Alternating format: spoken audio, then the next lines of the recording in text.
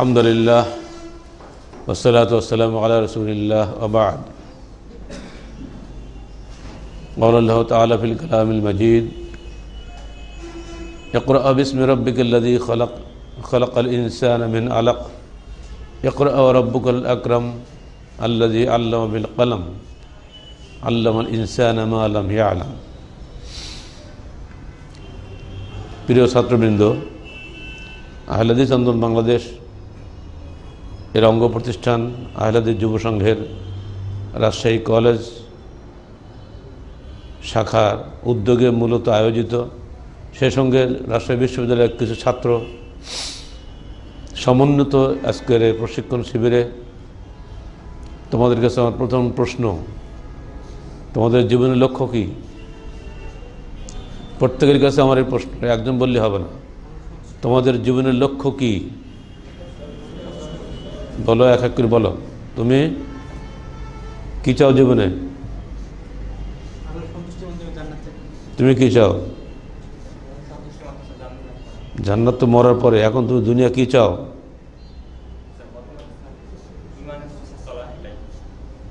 তুমি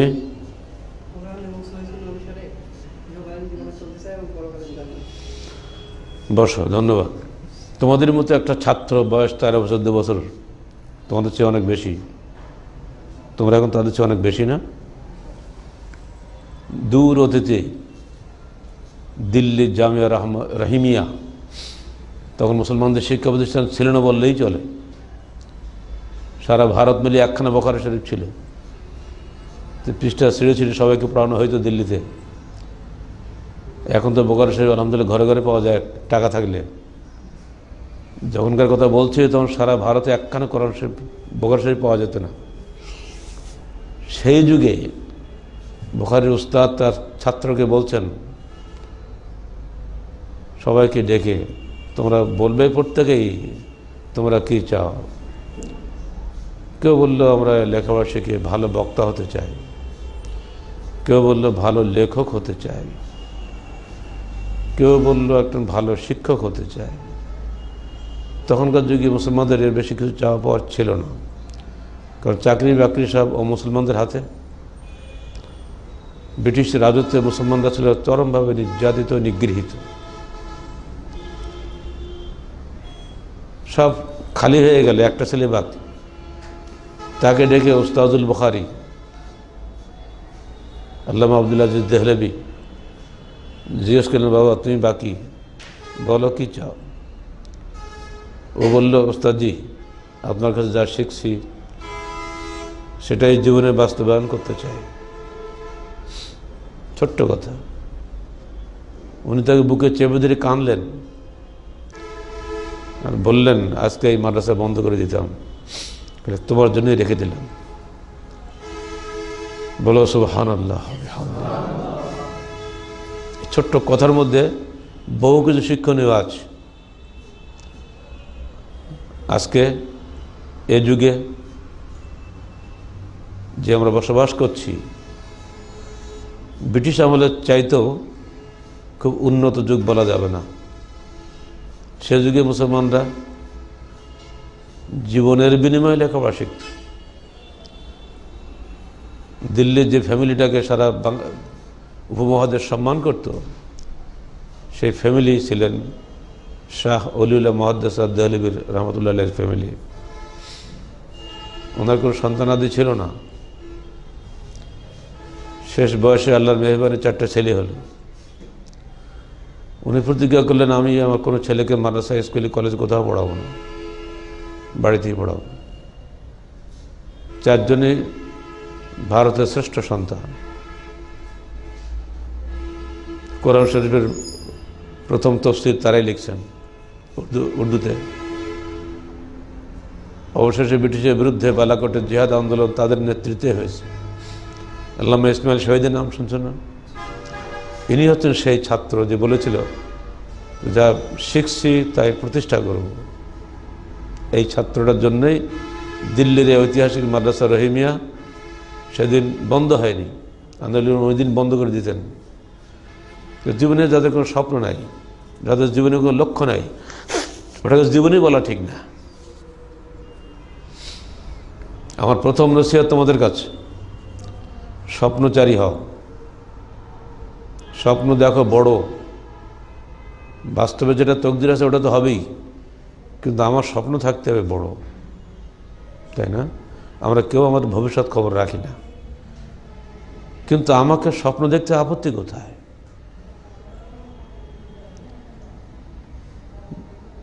এই স্বপ্ন নিঃসন্দেহে ডিস্ট্রাকটিভ হবে না, কনস্ট্রাকটিভ হতে হবে। যে স্বপ্ন মানুষের কল্যাণে কাজ করে, শুধু আত্মকল্যাণে কাজ করে না, সেটাই হলো প্রকৃত স্বপ্ন। পেটের ক্ষুধা, যৌন ক্ষুধা, এগুলো গরু ছাগলেরও আছে, মানুষেরও আছে।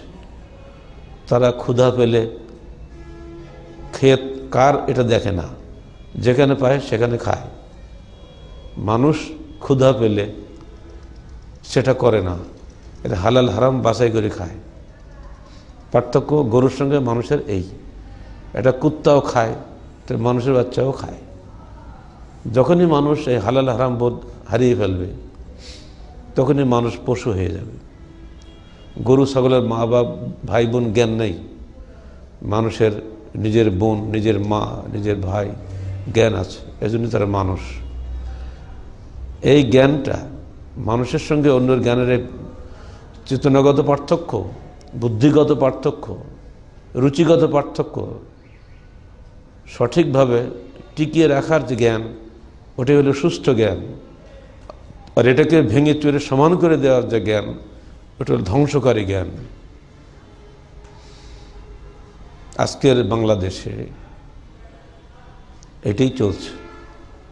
ফলে আমরা বলি শিক্ষা জাতির মেরুদণ্ড, আর এখন আমাদের মুখ দিয়ে বের হচ্ছে শিক্ষা জাতির ধ্বংস। যত কিছু ধ্বংসকর কাজ হচ্ছে বাংলাদেশে বর্তমানে, সবই শিক্ষিত লোকদের হাত দিয়ে হচ্ছে। যারা অশিক্ষিত, তোমার বাপদাদারা তোমার চেয়ে তো অনেক ভালো। যারা মাথার ঘাম পায়ে ফেলে টাকা পাঠাচ্ছে তোমাকে কলেজ ইউনিভার্সিটি পড়ানোর জন্য, তোমার চাইতে 1000 গুণ ওই মানুষটা সৎ এবং নেককার। কিন্তু তুমি লেখাপড়া শিখে ঘুষ খাও, অন্যায় করো, মানুষ খুন করো, গুম করো, অপহরণ করো, হেন অপকর্ম নেই যা তুমি করো না। অথচ তোমার ফিটফাট একটা পোশাক আছে, ভেতরটা গরু ছাগলের চাইতে নিকৃষ্ট। অথচ তুমি ডিগ্রি আসা, অনেক উচ্চ শিক্ষিতা হয়ে গেছো, মানুষ তোমাকে শিক্ষিত লোক বলেই জানে। এমনকি রাজনৈতিক ময়দানে যারা শ্রেষ্ঠ ব্যক্তি, প্রধানমন্ত্রী, প্রেসিডেন্ট, পেপার খুললে দেখতে পাবে বিভিন্ন দেশের, তারা রিটায়ারমেন্টের পরেই তারা অ্যারেস্ট হয়ে যাচ্ছে দুর্নীতির দায়। এমনকি সর্বোচ্চ জাতিসংঘের সে অর্থনৈতিক প্রধান, যিনি 70-এর উপরে বয়স, তিনিও পর্যন্ত তার সহকর্মী মহিলার সঙ্গে ব্যভিচারের দায়ী হয়েছেন। তাহলে তুমি যাচ্ছ কোথায়? নিজের দেশ থেকে শুরু করে পরের দেশ, সেখান থেকে শুরু করে বিশ্বের সর্বোচ্চ বিশ্ব সংস্থা যাকে বলা হয়, সেখানেও যদি এই ধরনের অমানুষের আড্ডাখানা হয়, তো নিশ্চয়ই শিক্ষার মধ্যে কিছু ব্যাপার আছে। এখানে গিয়ে পার্থক্য হয়ে যাচ্ছে। ছোট্ট একটা উদাহরণ দিয়ে তুমি বুঝতে পারবা। ইবলিসের নাম জানে না এমন কোনো মানুষ তো নেই। মানুষের হায়াত খুব কম, ইবলিসের হায়াত খুব লম্বা। ও কিয়ামতের পর্যন্ত আল্লাহ পাক ওর হায়াত লম্বা করে দিয়েছে। কিন্তু ইবলিসকে তোমরা চেনো না। ইবলিস তোমাদের চাইতে বেশি ইবাদত গুজার ছিলেন, আমাদের চাইতে অনেক বেশি ইলম ছিল তার। এজন্য তার মর্যাদা এত বেড়ে গিয়েছিল, নিজের জিন হওয়া সত্ত্বেও ফেরেশতাদের সঙ্গে তার থাকার অনুমতি আল্লাহ পাক দিয়েছিলেন। যখন আল্লাহ পাক বললেন ওয়াইজ ক্বালা রাব্বুকা লিল মালাইকাতি ইন্নী জাইলুন ফিল আরদি খলিফা, আল্লাহ পাক যখন ফেরেশতাদের বললেন আমি পৃথিবীতে আমার প্রতিনিধি নিয়োগ করতে চাই, ফেরেশতাদের বললেন, তো ইবলিস ওখানে ঢুকলে কাম করে? ইবলিসকে বলার তুমি সিজদা করো আদমকে, তাই না? তুই ও ছিল কোথায়? ওই মজলিসে তো শুধু ফেরেশতাই থাকার কথা। কারণ ইবলিসের ইলম, তার ইবাদত এত উচ্চ পর্যায়ে নিয়ে গেছিল যে সে ফেরেশতাদের সঙ্গে থাকার মতো যোগ্যতা অর্জন করেছিল, কিন্তু হয়নি। তার ইলম তাকে বিনষ্ট করে ফেলে। যে একটু আগে বললাম না, শিক্ষা আমাদের জাতির ধ্বংস, ইবলিসকেও তার শিক্ষা ধ্বংস করে দিয়েছিল। কি সেটা? অহংকার। অহংকারের আগুনে সে নিজেকে ধরে রাখতে পারেনি। আর এজন্যই বলা হয় লাউ কানা লিল ইলমি শারাফুন দুনা তুকা লাকানা আহসানু খালকিল্লাহি ইবলিসু। যদি আল্লাহ ভীরুতা ব্যতীত শুধুমাত্র শিক্ষার কোনো শরফ বা মর্যাদা থাকত, তাহলে ইবলিস পৃথিবীর সেরা আলেম হিসেবে, জ্ঞানী হিসেবে গণ্য হইত। এখানে যে দুটো জিনিস প্রতিভাত হয়ে যাচ্ছে, যে শিক্ষায় শুধুমাত্র নয়, সাক্ষরতাই শুধুমাত্র নয়, সাক্ষরতার সঙ্গে আল্লাহ ভীরুতা থাকতে হবে। ঠিক আছে? আল্লাহ ভীরুতাহীন শিক্ষা এত ক্ষতিকর, জাতিকে ধ্বংস করে দিচ্ছে। আজকে মিয়ানমারে যা হচ্ছে তোমরা জানছো না? যারা মারছে তারা ট্রেন্ড পুলিশ, তারা সরকারের প্রশিক্ষণপ্রাপ্ত সশস্ত্র বাহিনী, তাই তো? ছোট্ট ছোট বাচ্চা, তাদের বাড়িতে সন্তান আছে না, 6 মাস 5 মাস 4 মাস 3 মাস বয়স, নিষ্পাপে শিশুগুলোকে ধরে ধরে বেরোটা খোঁচা দিচ্ছে, শিশু কাঁদছে, ও খিলখিল করে হাসছে। সিগারেট দিয়ে শেখা দিচ্ছে, শিশু কাঁদছে, আনন্দে লাফাচ্ছে। সাধারণ মানবিকতা বোধ, সাধারণ মনুষ্যত্ব বোধও তার মধ্যে হারিয়ে গেছে, অথচ ও কিন্তু উচ্চশিক্ষিত।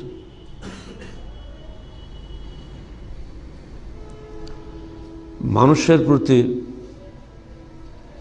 সামান্যতম মায়া, মমতা, মনুষ্যত্ববোধ যেটা পশুর আছে, এইসব মানুষের নাই।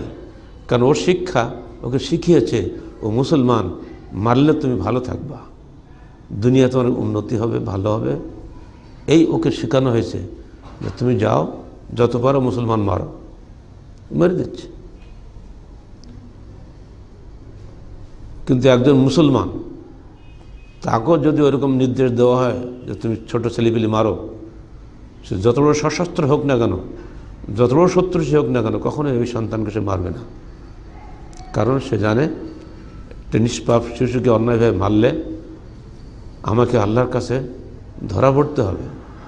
দুনিয়ায় হয়তো সরকারের কাছে আমি জেল খাটবো, কিন্তু আল্লাহর শাস্তি হচ্ছে অনেক অনেক গুণ বড়। অতএব কোনো অন্যায় নির্দেশ আমি মানতে পারবো না।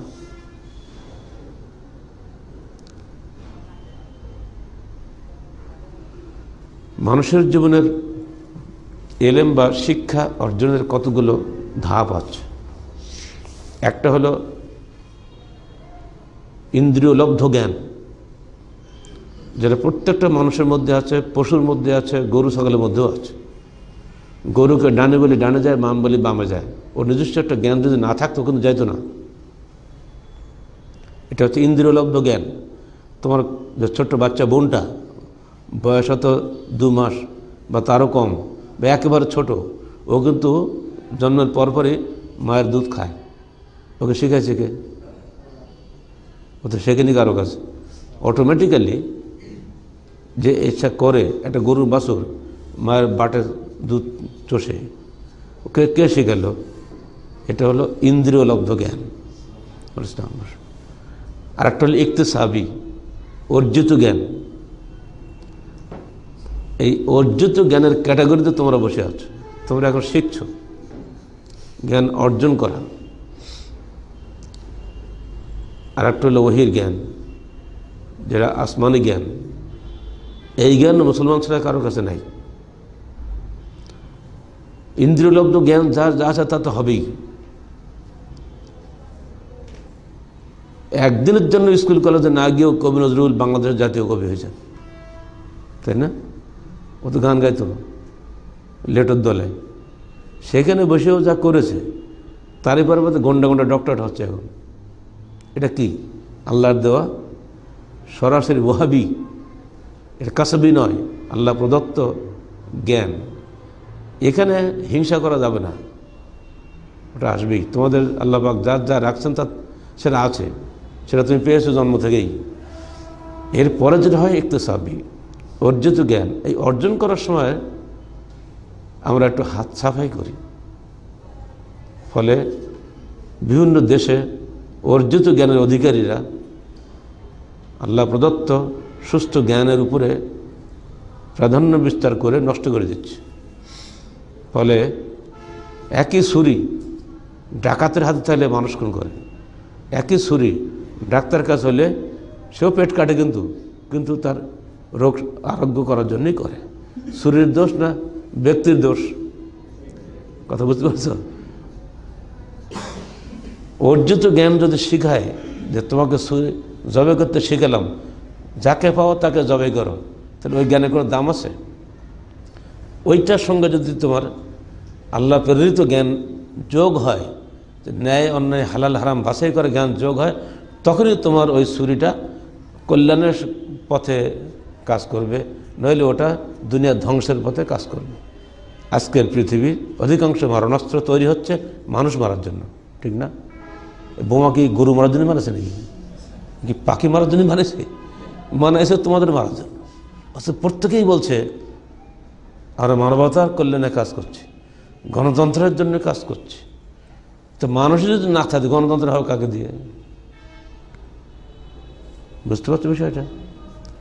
আজকের ভারতে বলা হচ্ছে 77% লোক ভিলেজ স্টারভেশন লেভেলে বসবাস করছে। 100 জনের মধ্যে 77 জন লোক দারিদ্র্যসীমার নিচে বসবাস করে। যে দেশে, সেই দেশ বোমার অধিকারী, আর কিনতেই আছে খালি। যে যুদ্ধের হুমকি আসছে পাকিস্তানের সঙ্গে, 40,000 সৈন্য একসাথে ছুটে চাইছে। যুদ্ধ তো অস্ত্র করে না, করা তো যে অস্ত্র চালে সে মানুষটাই তো যুদ্ধ করবে। ভিতরে এমন তাদের ভয়, এই বাবা মরে গেলে তো দুনিয়াকে পেলাম না, তাতে ছুটে নিয়ে বাড়ি পেলাম। কি বীর পঙ্গম!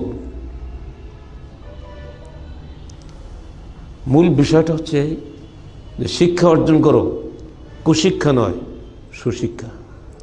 আর শুধু সুশিক্ষা নয়, আল্লাহগত আল্লাহর দেওয়া বিধিবিধান শিক্ষা যদি ওর সঙ্গে যুক্ত হয়, তাহলে ওই শিক্ষা কাজে লাগবে। ইকতিসাবি জ্ঞানের সঙ্গে ওহির জ্ঞান যতক্ষণ মিক্স না হবে, অর্থাৎ অর্জিত জ্ঞানের সঙ্গে আল্লাহ প্রদত্ত বিধানের জ্ঞান যখন ঐক্যবদ্ধ না হবে, ততক্ষণ পর্যন্ত তোমার শিক্ষা, তোমার জ্ঞান কোনো কাজে লাগবে না।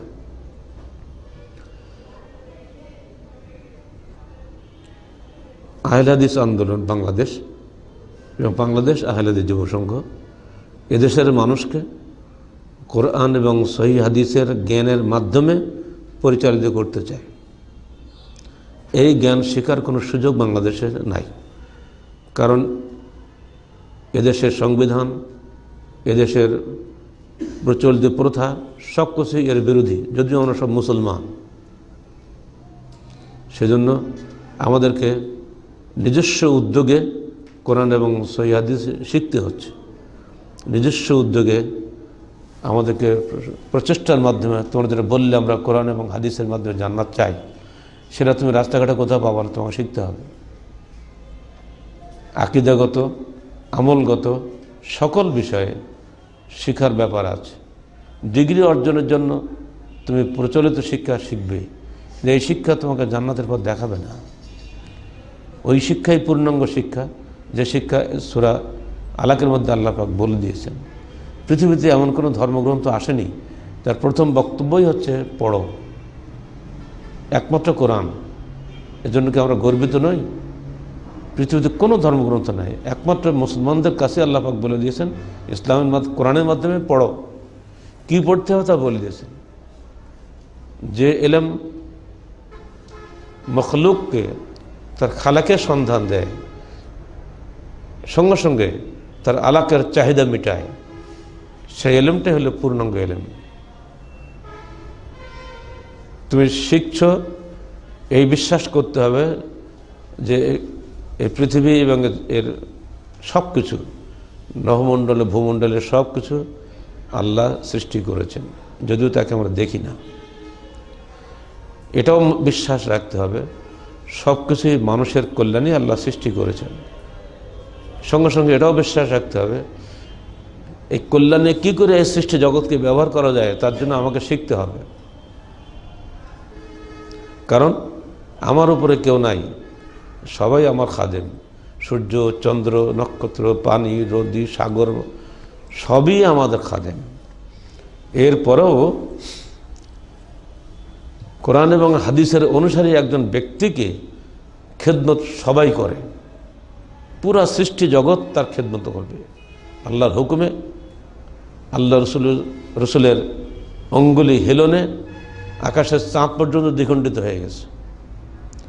আল্লাহর হুকুমে আল্লাহ রসুলের একজন গোলাম সফিনা, পথ হারানো মানুষ, জঙ্গলের বাঘ তাকে হামলা করে খাওয়ার জন্য উদ্যত হয়েছে।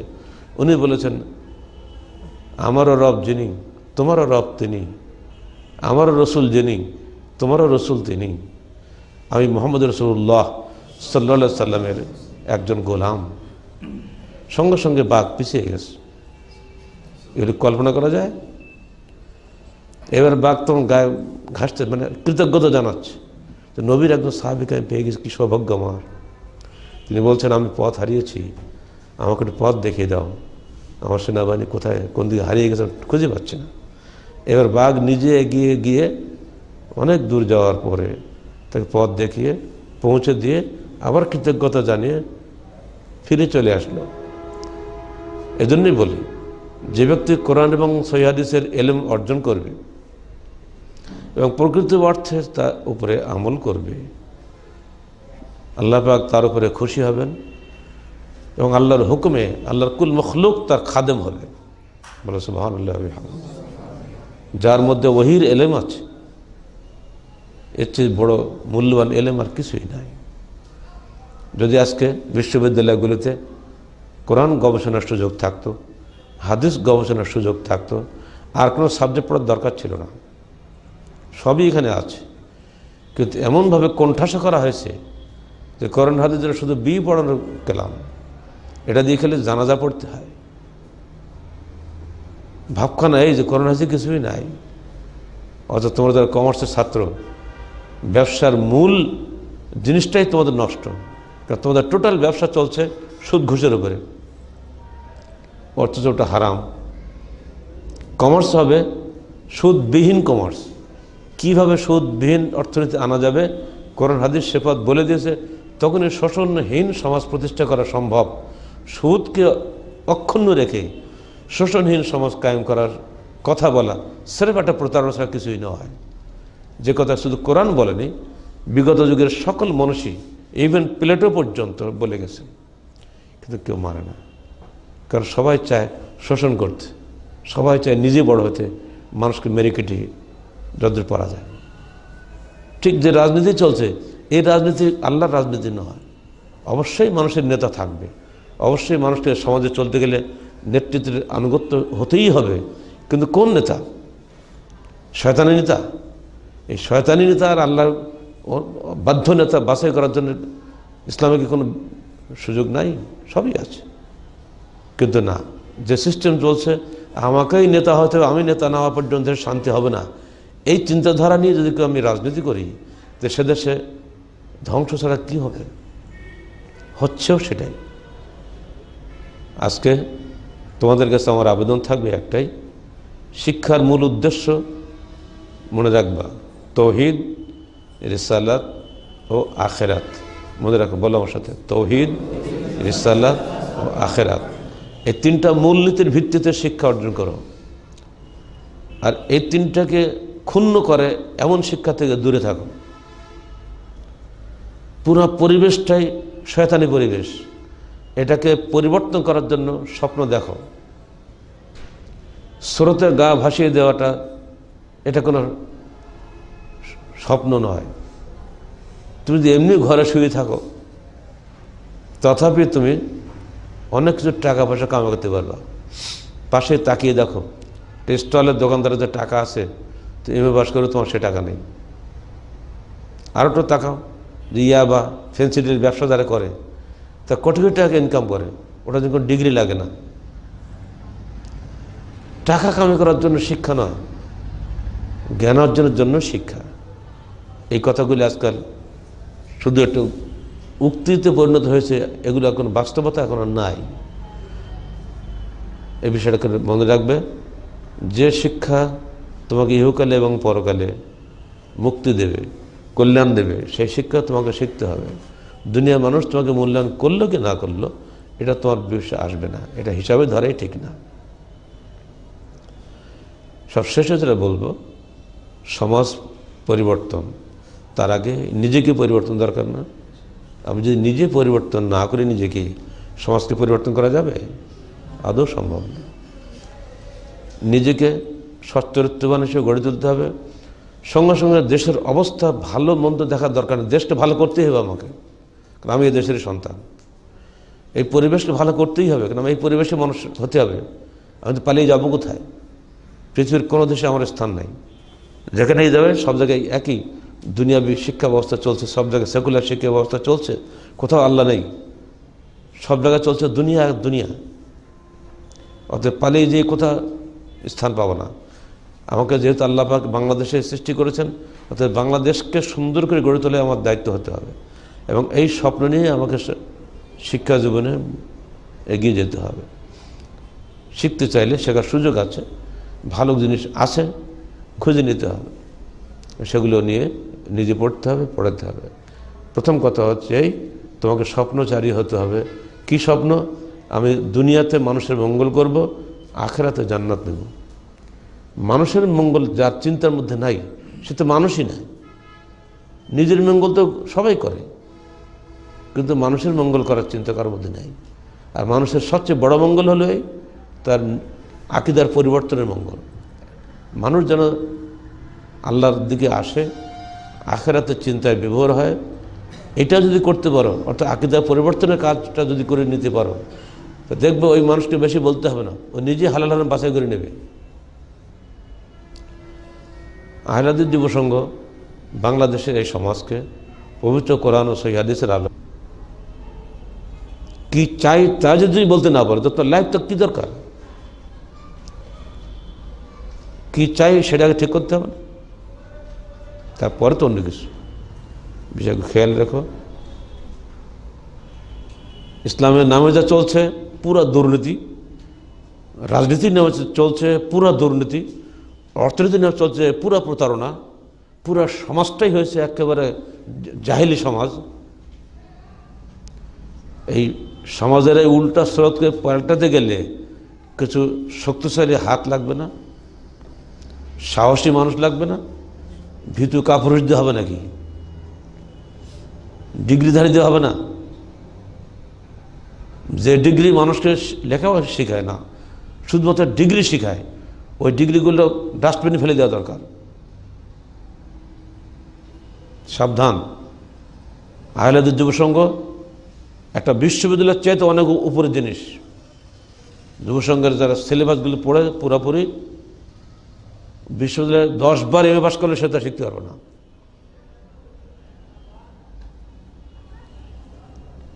তোমাদেরকে বলে যাচ্ছে ভালো করে পড়াশোনা করো, এটা ইকতিসাবী জীবন তোমাদের, এখন শেখার জীবন।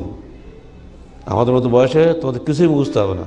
এখনই আমার সঙ্গে 4টে ছেলে ফেল করলে, এখন তোমাদের বিয়ে হয়নি, বাচ্চা ছেলে মিলে, তোমাদের ব্রেন কত দুর্বল ব্রেন একবার দেখো। এটা হবে আখির জামানে, এরকম হবে। একসরুল জাহালা, মূর্খতা বৃদ্ধি পাবে। এটা আল্লাহর বিধান।